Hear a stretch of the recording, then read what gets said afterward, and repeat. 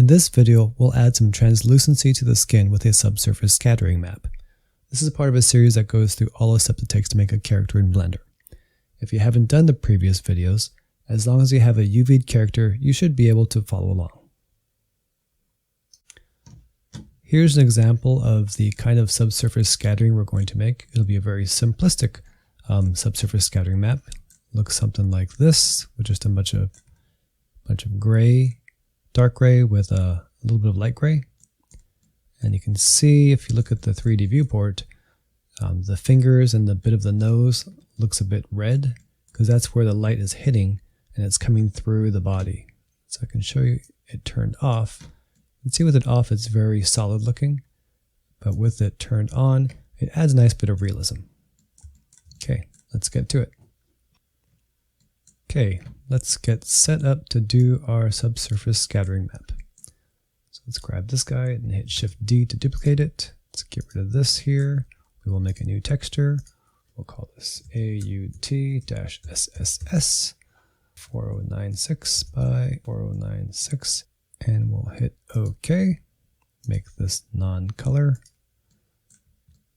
And let's drag this to our subsurface scattering map panel, and it looks the same because it's completely black. Let's go to here and let's add a little bit of color here. So let's go to paint bucket, hit N over here, and the value controls how dark or bright.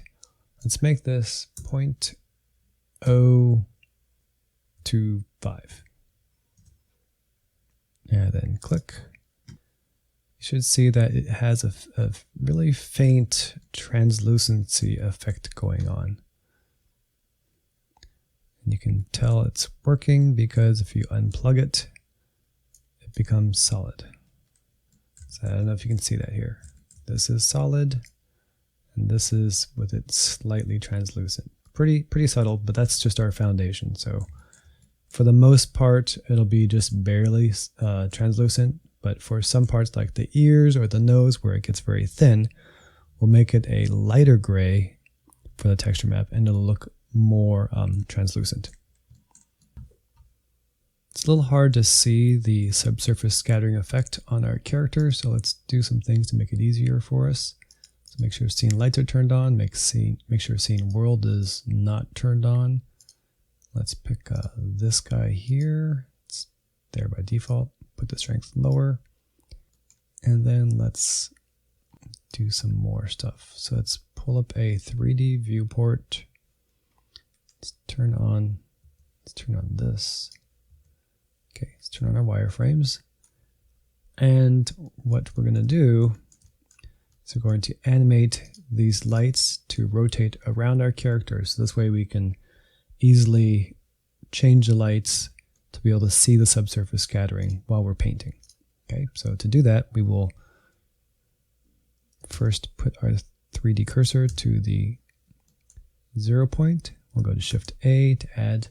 We'll add an empty. Let's add this plane axes one here. Okay, we'll call this lights, and then we'll grab our three lights here, and then shift grab our grab our 3 lights here, and then shift grab in a 3D viewport our empty, and Control P and object. Okay, so now when we move this empty, everything moves with it, or you can rotate it in Z and you can move the lights around it. And that's what we'll do when we're painting. But let's also add another window here, and we'll make this a timeline. And we're going to animate this empty to rotate.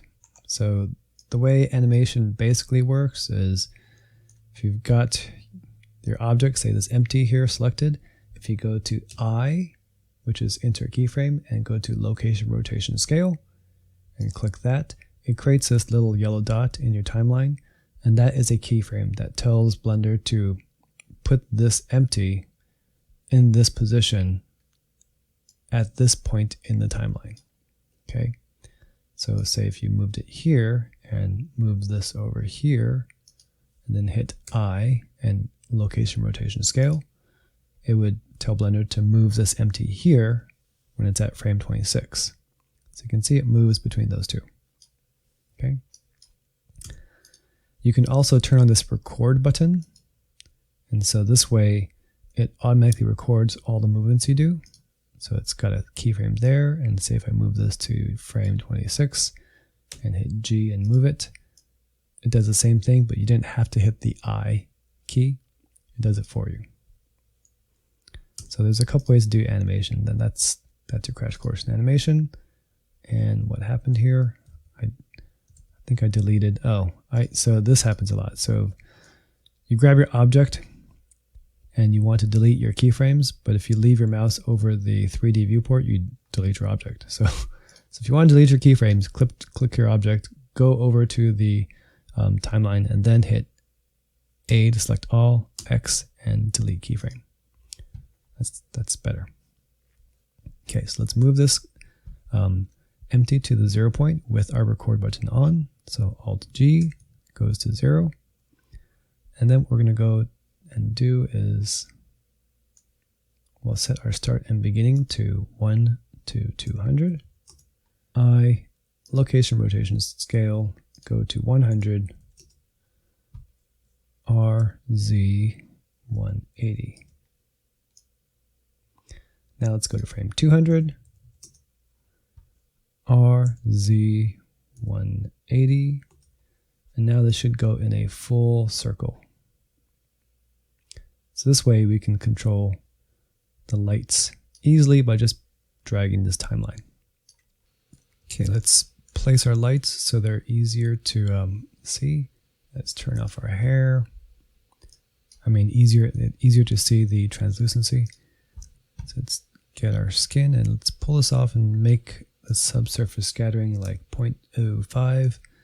So it's pretty obvious. And then let's pull this guy down here. And I find usually if you put one light like down here somewhere and one light up here somewhere, and kind of off to the side, it usually works pretty good. So let's try it. It's so weird, you have to kind of like just keep messing with stuff until it works.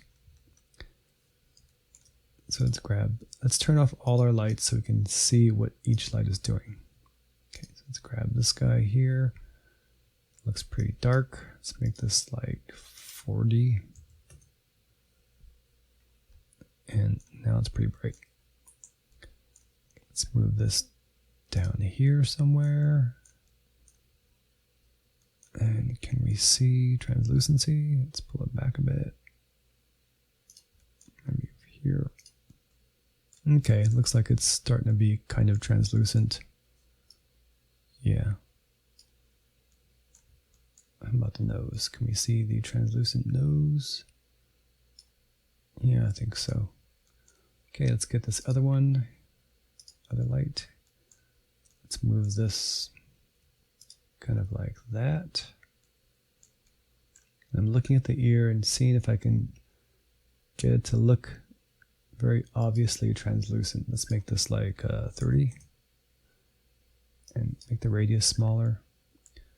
I think that's good. Yeah, I think that's good. Let's check the nose.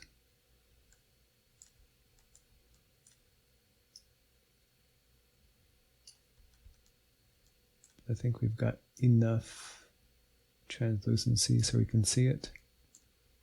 So I think that's pretty good.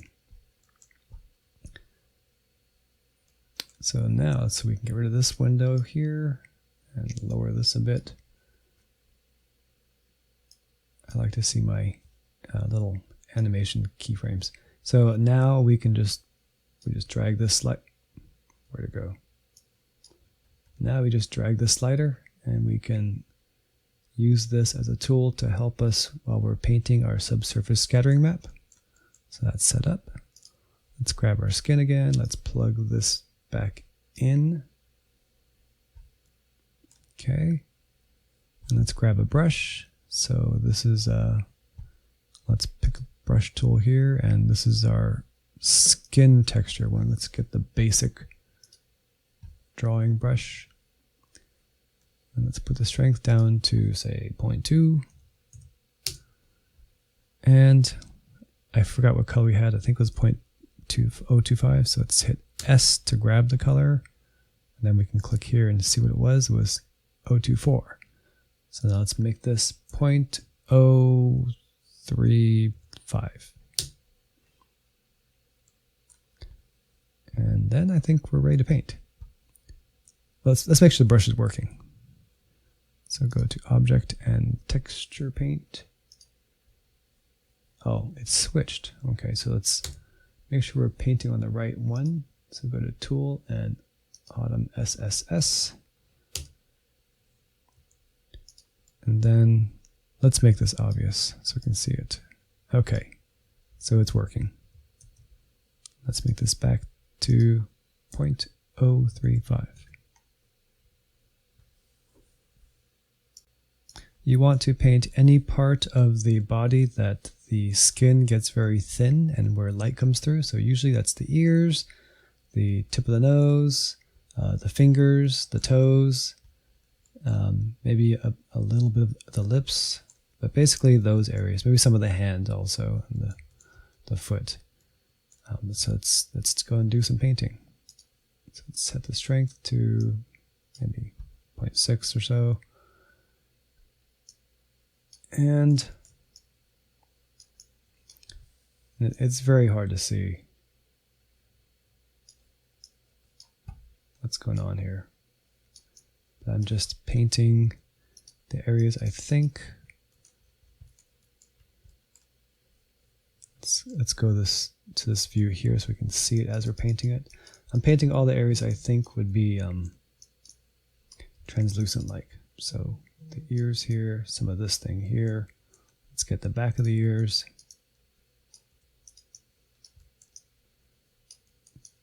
The back of these ears are seriously unrealistic, but that's okay because I don't really care about ears. They do need to be translucent. So we can check in cycles, but to do that first we need to save the texture. So let's go to Image and Save. And then turn on cycles and we can see, oh, I forgot. So the subsurface color, this should be red. So let's go and do that. Kind of like a reddy orange.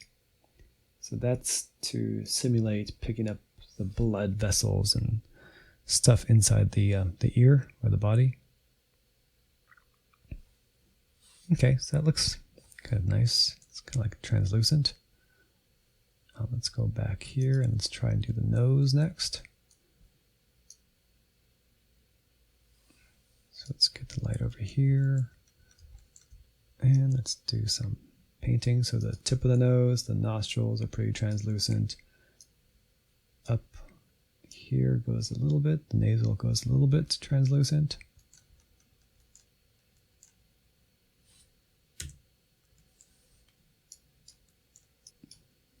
Sometimes when you paint with this mirror mode on, you get these little holes or different funny patterns right down the center line. So if you have that, just fix it in the 2D viewport.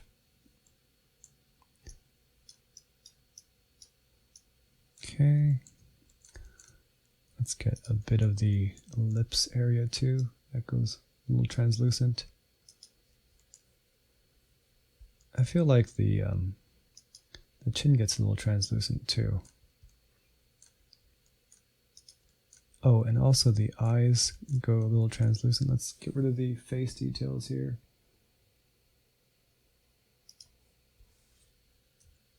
So the eyelash gets a little translucent. I mean the eyelid. Let's get down here a little bit too. Not too much. Okay, let's bring that back. Let's go to Image and Save and turn on cycles and see how our nose looks. Okay, I think that's pretty good. The lights, it looks a little funny because the lights are so strong and focused, so it's not going to always look like she has a big red nose. Let's get the hands a bit. So it's just paint over the fingers. You can see we have a very light subsurface scattering for the whole body, so it kind of does a lot already. So let's add a bit to the hand. Let's see what we're doing here.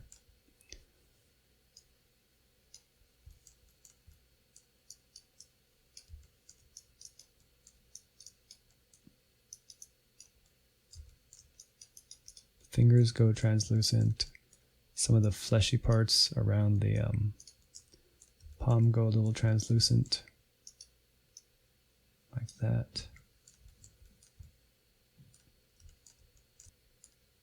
And it looks like we're missing from front to back because they're trying to paint on this 3D object. So make sure you get that. Or you can just come here and hit it a bit too. Okay, let's go to image and save and check in cycles. I can't see the lights here. Okay, let's go like there. Okay, it's got some translucency going on. Yep. Let's go and do the feet. And okay, I care even less about feet than I care about the ears, because people are usually wearing shoes, so you don't really see it. But let's just do this anyway. I'm gonna just do that. Okay, let's go to image and save. Let's check cycles. Let's see if we can see through our toes, and it actually looks pretty good.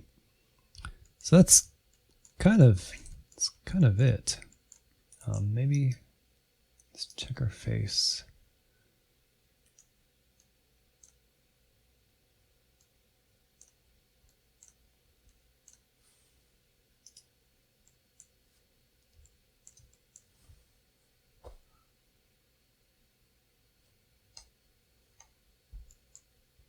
I feel like we could go a bit more translucent for the nose, so let's go and make it lighter. So let's do 0.05 N, and let's go back to this view and let's get the nostrils a bit more, just a little bit lighter. And let's get this part of the nose here a little bit lighter, and maybe the tip of the nose just a little bit lighter. Maybe we'll make the ears a little bit lighter too.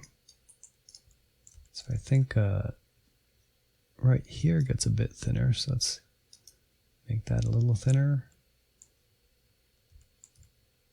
Maybe right here gets a little thinner. Yeah, that gets a little thinner.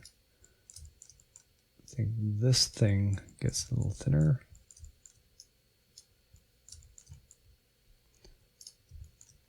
And the lobe gets thinner. I know this ear is simplified, but I think the area right here gets thinner too. Okay. Let's go to image and save. And check cycles.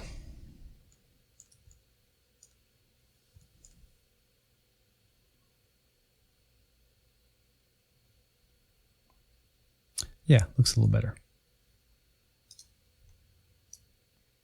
Yeah, okay. I think we're looking pretty good. Let's go ahead and save this in case we haven't. I think I actually already did save it. And let's put our lights back the way they were before. Let's make a 3D viewport here. Actually, let's go to modeling. And let's go and find our lights. Let's actually open a timeline too. So our lights have keyframes. Let's go and delete those. X, delete keyframe. Make sure recording is turned off. And let's put our lights back where they should be. So I think this big one here will be nice for the main light. It's nice and soft. Let's hide these guys. Let's cool this light off a little bit by taking out saturation.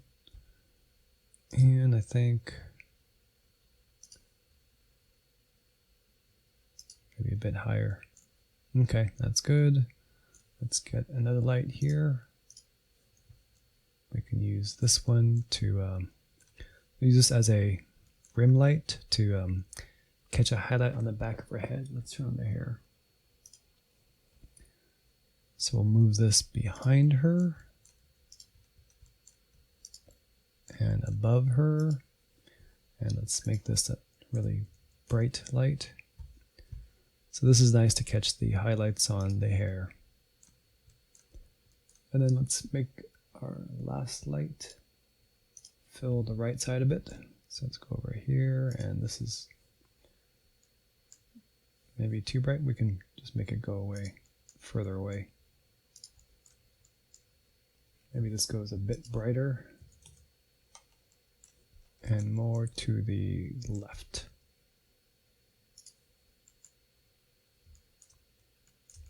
Okay, I think that's pretty good. Let's turn on our, yeah, that's good. And I think that should be it. Let's hide this hair. We don't need that.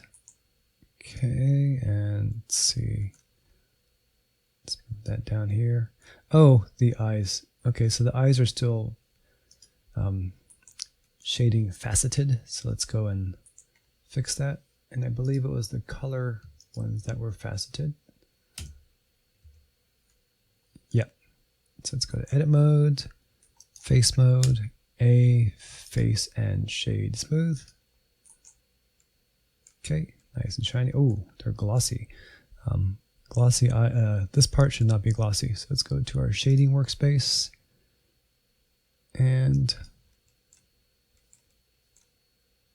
make sure we have the eyes selected. They are the eyes. Let's turn the specular down, turn this clear coat off, turn the roughness up. Now they should be matte. Yep. Okay. So that's good. Yeah, so we've got hair, eyelashes, eyebrows. We've got the eyes done. We've got the lips done. How about did we do the teeth? I think we did. You could add a subsurface scattering map to that one if you wanted to, or a roughness. Is this boxy? Oh, okay, so the teeth are boxy too. So let's go and select that. Face, shade smooth. Okay. All right. So I think that's it for our main character. I think there's nothing else. So if you're here to learn subsurface scattering, I hope this video was helpful to you. And if you're one of the ones who's gone through this entire series so far, congratulations. This is a ton of work. It's a lot of material to absorb. So take a minute to appreciate what you've accomplished. Thank you for the likes, subscriptions, and the wonderful comments. And thank you for the support you've shown me on Patreon. But you're not finished yet, because in the next video, we will work on the dress. See you then.